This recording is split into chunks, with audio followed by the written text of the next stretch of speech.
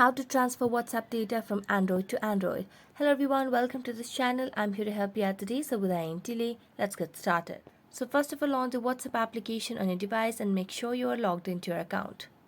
As you do that, tap on the three dotted lines at the top right corner of the screen and simply select on Settings. As you select on Settings, scroll down and tap on the options of Storage and Data.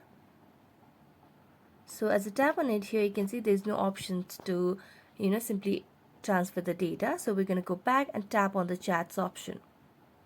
Scroll down and here you can see the option of transfer chats. Tap on it and here you can simply transfer chat history to a new phone. So you can simply tap on start and tap on continue and give that access to location as well.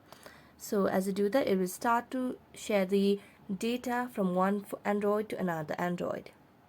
So you just have to connect both the devices and that's it. So thank you so much for watching this video and see you next time.